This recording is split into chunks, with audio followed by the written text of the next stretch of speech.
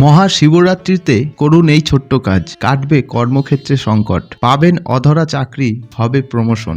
হ্যাঁ বন্ধুরা, চাকরি ক্ষেত্রে সমস্যা থাকলে বা দীর্ঘদিন ধরে যোগ্যতা অনুযায়ী মনের মতো চাকরি না পেলে মহাশিবরাত্রির দিন পালন করুন কিছু টোটকা। বিশ্বাস এর ফলে কাটবে সংকট। ফাল্গুন মাসের কৃষ্ণপক্ষের চতুর্দশী তিথিতে আগামী 8ই মার্চ পালিত হবে এবছরের শিবরাত্রি। কথিতে পুণ্যতিথির এই দিনে নিষ্ঠা ভরে উপাসনা করলে পূর্ণ হয় অপূর্ণ স্বপ্ন।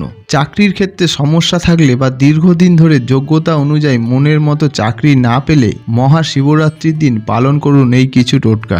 বিশ্বাস এর ফলে কাটবে আপনার সংকট। মহাশিবরাত্রির ভোরে একটি রূপোর বা স্টিলের ঘট নিন, তাতে রাখুন অল্প একটু আতপ চাল, তার সঙ্গে গঙ্গা জল নিয়ে দেবাদিদেব মহাদেবের অভিষেক করুন। পাশাপাশি শিবলিঙ্গে বেলপাতা এবং সাদা ফুলের অর্ঘ্য অবশ্যই নিবেদন করবেন। এই রীতি পালনের সময় আপনার মুখ অবশ্যই পূর্ব দিকে থাকতে হবে, মাথা থাকবে সম্পূর্ণ আবৃত।